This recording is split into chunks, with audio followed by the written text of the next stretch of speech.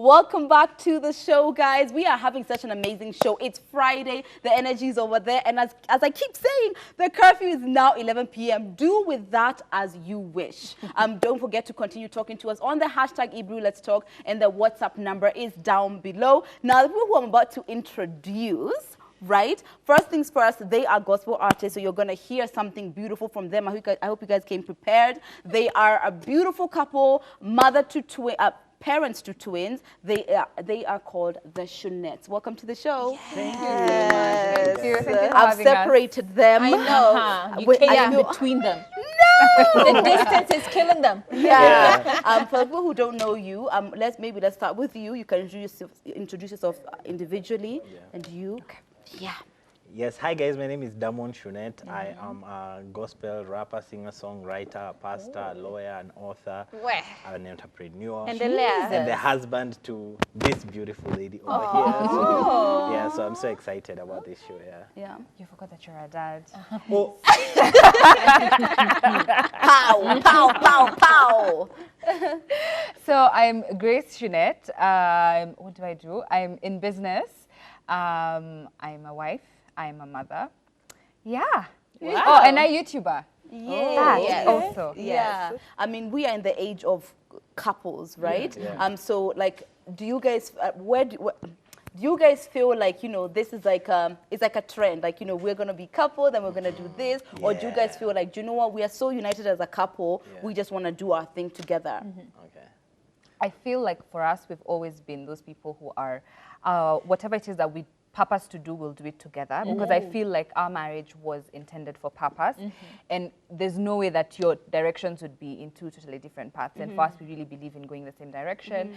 And a lot of our friends are like, you guys should start YouTube. Oh my God, you guys should start YouTube. And we fell into the pressure and we enjoy it. So that's how it came about. It's interesting because it's not something that we even intended to do. Like when we were hanging out, when we were dating, when we got married, like starting YouTube was not even in. Like YouTube, hi guys, welcome to our channel. It sounded weird or something. But I guess the testimonies we've been getting out of the videos, you know, her sharing her story, some of those stories we shared even before we got the babies.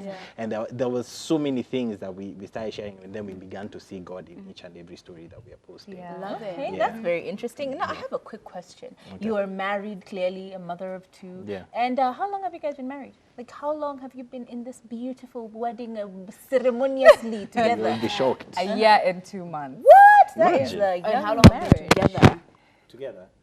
3 years. 3 years and 2 months. Because our wedding was literally 2 years after we dated. So you guys have been together for like now 3 years in total? And we've been talking every single day for those 3 years, courtesy of her. Literally, Not that I don't enjoy it. Like, already like from like your vibe and everything, I can see why you guys are so entertaining and guys, why people would want to like watch your YouTube channel and everything. It's a cute little situation going on. It's authentic. But like now, do you feel that pressure to always maintain this like, oh, we're happy, we're great, everything is nice, we're good, especially now because not only are you content creators as a couple and a family, but you're also Christian? No, because our channel was basically built on building Christian marriages and showing that Christian marriages do work, young marriages do work, because we're not old, young marriages do work. And we told ourselves that we're not going to fall into the pressure, because YouTube and the social media space can have a lot of pressure. So we told ourselves one step at a time. The way it goes, it goes. Like we just do us and see how it goes. So yeah, I love that. There's actually a video that we did on our channel on authenticity, because at some point, the I don't mean to be vulnerable, but when we got the babies, like for me, I had like, it was like pressure on myself because I had daddy issues, things like that. So I was battling with the fact that I'm going to become a father to not one, but two babies. Am I even qualified to do it? And that's actually what inspired the album, most of it. It's those stories of trying to figure out if I'm a father, if I'm a good father and all those things.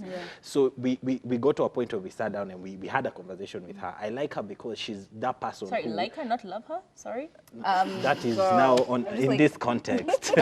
In this context. Yeah. I love you, baby, so much. I'm so okay, so I love her because thank you, and I'll be telling her. I love you because she never lets me go too far because I have the tendency to do that because I'm an entertainer myself. Yeah. So for me, I have that tendency. But her, she will always catch me and tell me, listen, we're not doing another YouTube video until we sort this out. Yeah. Yeah. Until we are okay, we can't tell people or pretend that we are okay because then it's toxic. Yeah. Because you get like being on the social media platform, it can even poison your relationship. Yeah. So that you're not together because you want to be together. You're together because people are watching you and you're afraid of what people are going to think about your situation. 100%. So two things. First of all, I think it's like amazing to be vulnerable. I don't even think we should be saying sorry to be. I feel like that should be the norm. To be vulnerable. I love that. And second thing, I feel like actually liking your partner is probably more important than loving them. Everyone can love, but do you like the person who you're with? I think that's a gem. Do you like them? Now you just spoke about your album. Tell us a little bit about that. So my album is called Growing. Growing. It captures my journey, between graduation because my life went took from 0 to 100 real quick. That's what happened for me. Like I graduated immediately after graduation.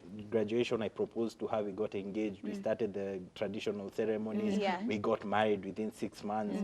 After those 6 months, 3 months into marriage, we were pregnant. Now we have not one but 2 babies. It was like a rush for me. So I needed to deal with the issues. The fact that first of all, I always had issues with my dad because he was there, but he passed in 2017. But we had so many things that we were battling with him over because I was separated from my mom. But then I couldn't understand most of those things until I myself got married. Then I sat down and asked myself, if this is the pressure he was feeling, now I understand why he did the things he did.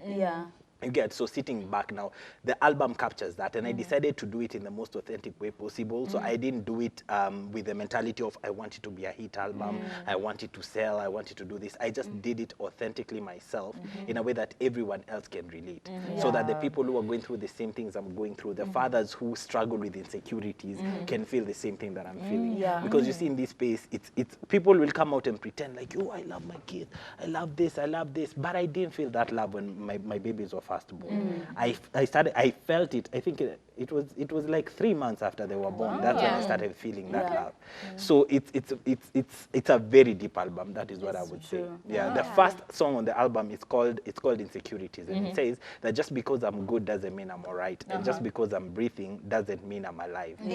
My insecurity, all my days are full with my kids and my wife. My insecurities creeping at night. But if you ask me, I'm good. I mean, that is so cool. Another quick question is, you mentioned that you're a pastor, right? So how does that tie in? Because now you're on the social media platforms and everything. And most times preachers or people who are in the pastoral line, whenever you're trying to put your name out there, whenever you're trying to be on social media, a lot of people kind of criticize that, and then they fall out of you, or they're like, I know me, I don't like that guy, he's always just doing the most, and So how are you managing to be both a YouTuber, a musician, and a pastor? And I heard a few other things, including law somewhere. I mean, how are you juggling all these balls? Do you want to answer for me? How are you doing it? I think from the onset, when I met him, he told me, I don't want to be put in a box. I don't want people to be saying Damon the lawyer or Damon the pastor.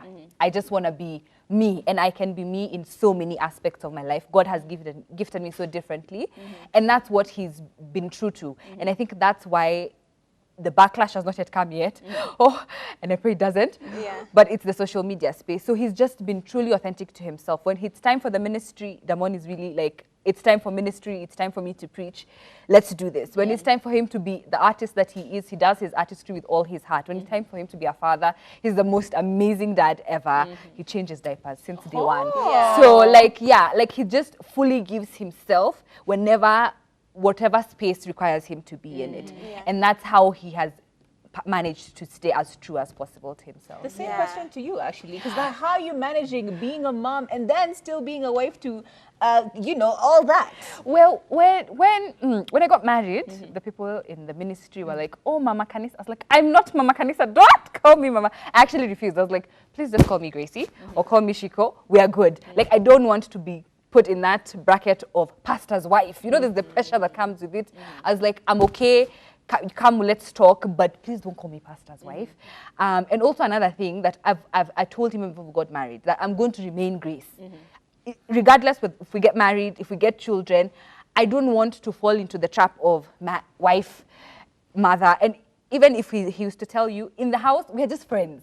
Like, we've refused to be now the wife who comes, oh, Nico, serve Nini. I know that I don't serve him, but we are friends. If he feels like serving me today, if I feel like serving him tomorrow, if he feels like doing the laundry today, if I feel like, that's just how it has been. And so it has reduced the pressure of what society looks at as a wife and as a mom. I remember when we first left our kids, everyone was on our case. Like, how do you leave your children? Because we left them when they were 3 months with my parents, and we needed a break. You can go crazy with not just one child. You can imagine with one child, people are already going crazy. With 2, and we're like, we need a breather.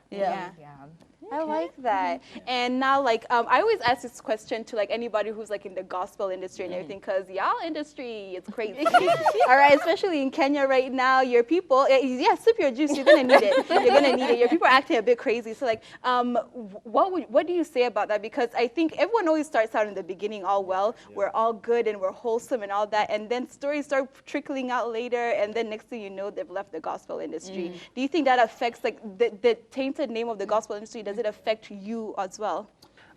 In my song, the one we did with Grace, it's called Under Armour, there's a line where I say, because most believers will judge you like a convicted felon and wonder why I'm depressed sounds like a broken record. Because let me just be honest, like even in my ministry, when I started ministry, I came from a place where I was broken in ministry because the people that I looked up to as my mentors and peers, like they really messed up, like messing up bad. And then you find out and then you're like, so me don't look mjinga. All this time I was the one who didn't know how things are done. And it's because people don't know how to be real in church. And that's a problem. And it starts from the people at the top. So for me, I decided, like with my ministry, and everyone in my ministry will tell you, like when I make an altar call of an issue that I know I myself am struggling with, I won't lay my hands on people. I will say all of us are praying concerning this issue together. So all of us have the understanding that no man is the standard of salvation. Jesus is.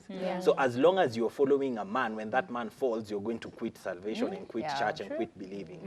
But if you truly follow God, it won't matter what that man did, because that is not where your focus was on. Your focus was on Jesus. So what I would say is we have a broken system in the church where people want to portray perfection as a way, like when you speak more in tongues, then you're deep. If you read the word more, then you're deep. And then you'll find people that even preachers don't read the word for themselves. They read the word for people.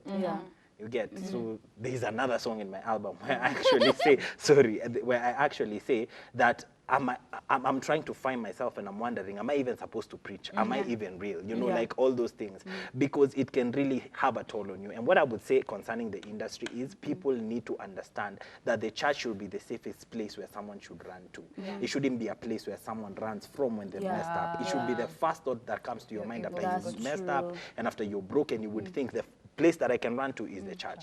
But now the people in the church are the ones who have messed it up. So you find that people who are messed up and who are not doing well, just because they're famous, they're celebrated. Or just because you have money, you're celebrated. So the whole thing is broken. And not unless we all turn back to Jesus as the center of the church, because the revelation of Jesus Christ, that is the foundation upon which Jesus said, upon this revelation, I will build my church. So unless we all go back to that revelation of who Jesus is, then there is no way we can fix it. So for me, I decided, like even concerning the gospel industry, and sorry to say, and I don't mean to be controversial, but if you listen to most gospel songs, they all sound the same. It's the exact same song twisted in so many different ways, but it's the same exact thing, and people don't want, and the problem, I think it was not even the problem with the gospel industry, it's the problem with us as a nation as well. Because you will find that Kenyans, we have a tendency to celebrate mediocrity. Because in celebrating someone else's foolishness, you feel good about yourself.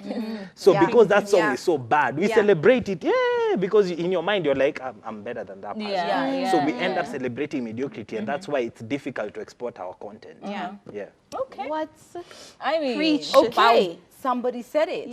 Here's the thing. You guys said that you were together for X amount of times, and then your baby came, and it just got all like this.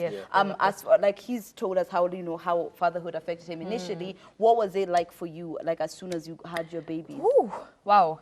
Like he said, that love, you know, movies have made us feel like when the baby comes out, you're like, hallelujah.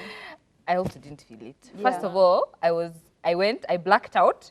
I didn't see my babies. I gave birth to my babies at around 9 in the morning. I saw them at 11 in the night. And I could only hold one of my babies because the other one was on oxygen, so I couldn't hold him. And the whole time we're in hospital, because I remember we're in hospital for like 7 days, I cried every day because I couldn't hold my kids. I couldn't, it was just hard. Having your kids in an incubator, something you had not anticipated. No mom wants to hear your child is being put in an incubator. And then we came home, I didn't have a nanny. Thank God for my mom-in-law, she was with us and she really, really helped with the babies and she'd tell me, go and sleep. Sometimes I'd feel so bad, I'm like, I'm leaving her with 2 babies. But she's like, go sleep because I needed the rest. And I remember at some point, it had gotten so bad that Damon was telling me, if I see you laughing, I get scared because I don't know if you're borderline about too cheesy. So he was like, I'd rather when you're crying because I can tell that you're being true and this is how you're feeling. And that's how it was. It was really, really, really hard. And a lot of mothers don't talk about it and it could be controversial. But when you're stressed, your milk disappears. So now here I am with 2 babies. I don't have a milk supply because I'm stressed. I don't have a nanny. I'm a perfectionist. So my house was giving me stress. I'm looking at it, I'm like, I need to clean, but I can't do anything. I just came from surgery. I can't. So all that was going through my head. The babies are crying throughout. Yeah, it was crazy. Oh my goodness. It was crazy. I mean, it sounds like a lot is going on, but you know, we're taking a quick question again. Actually, I have one last question. No problem. Very, very. This one is for me is very personal. So you have 2 children. Yes. Beautiful. Now they're young. They can't make decisions for themselves at all. So you're basically pushing them to make all the decisions, right? Or you're making all the decisions for them. So it gets to a point where they can say, "Mama," and then they go, "You know what, Mama? I want to go to church." What do you do? Well, say that. Well, we were dragged to church. Surprisingly, both of us were dragged to church by our parents. So we are gonna just have to pull them by their ears until they're old enough. And I feel like old enough is 16. At 16, if they said they want to go to church, I'll probably be like, okay, make your decision. But before that, I'm gonna shove it down their throat, unfortunately. Because it was shoved down my throat. I'm just gonna have to do it. I think it's all about like even like just how the values that you instill into your child and everything. They think like there's a way that you grew up and that's why you become a pastor. That's why your faith is so strong. If you do the same type of thing, I feel as if it'll work out in the end. It might stray and everything, but in the end, it's all going to work out. So like, how does the future look for you guys? Like now that you have the album and everything is growing, literally growing. What's the future for you guys in terms of just like your content creation, your music, all of that? For music, I think he'll talk about it. For content creation, I feel like it's a space where when you get in, sometimes you're like, wow, okay, I'm in. Now what? And I think we went through a phase like that before. So now we are trying to be very intentional about the content we put out and not just putting out content because there's pressure to put out a certain type of content, because like right now, there's a certain pressure for especially couples, young couples, that we have to look a certain way. We have to drive a certain car. We have to be living in a certain kind of place. Like, and everyone is like, why isn't it like this? Why aren't them? Comparison. And we've told ourselves we are living our lives. Wherever we are now, we are content. And that's what that's the message you're going to put out. That you need to be content where you are for you to move to the next step. Agreed. Sounds like an amazing thing. And speaking about moving and sticking to your lanes, we're about to play a little game. Okay. So, right after this, we're coming through with a game, charades, people, charades. Actually, so what are you going to do? We're back, people. We're back. You see the stories and everything. The vibes are just clearly the vibes are vibing, and it's really fun over here. But right now, we're gonna start playing a game, and the game we're playing is charades. And I'm gonna be the moderator over here, and you guys have to just stand over here and basically act out whatever. Pair up. You pair up. So we're separating them. Once again. Separate again. Yeah. All right. So the 2 of us. Okay. Yeah. So I think you should act it out. Okay. Wow. Yes. Yeah, because you're a content. Yes. Okay. Ready? So your team is already going to lose. Okay. So I need to stand right next to you. Straight up winning. So I point out to all of you. I love you. Yeah, and remember, all no of us, but her talking, more. just acting it out. Actually, take this because you're doing the whole list, like one by one. Yeah. Pretty much. Yeah. You've got this. Okay, so the first one. Yeah, without saying anything. Don't say anything. Painting. Yes. Woo! Second one. Whispering. Yes. Pouring tea. No. Pouring wine. The first one. It's kind of the same. Serving tea. Pouring. Oh, serving tea. Serving pouring tea. Yeah. Right. Okay. Yeah. Wow. Ha. Okay. It's raining. Umbrella. No. Raising the flag. Clubbing. I hope this is not how you club. Trophy. What? Winning a trophy. It's not something to do with the trophy, but Lifting. Raising. What do you do with a trophy? It's over. It's over. Sorry. What was It's it? done. Olympics. lighting a trophy. How many more a left? torch. Just one more. Okay. Okay. Oh, one more. Yeah. Brushing your teeth. That's how you brush your teeth. Like Like that. All right, Okay. your turn. So we did great. We did a great job. And also, we can answer theirs. Oh, okay. we didn't know. No, you. We didn't know. You gave We us didn't know. Wow, okay, You Robbie, can't I didn't say know. like that. I thought we were all participating. And whoever wins. Oh, okay. So we can't say anything. No. Oh, okay, fine. So we If they don't get it, we can say it and get the point. All Okay. right. Make it easy. This one's a All hard. right. We've got this. We've got this. Pushing a wheelbarrow. Yeah. Okay. Go. Eating sugarcane. Yeah.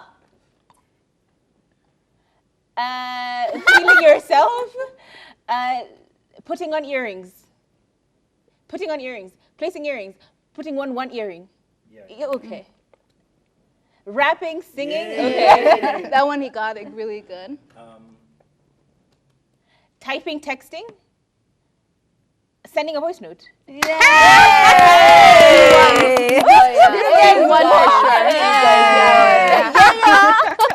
on you guys. Good.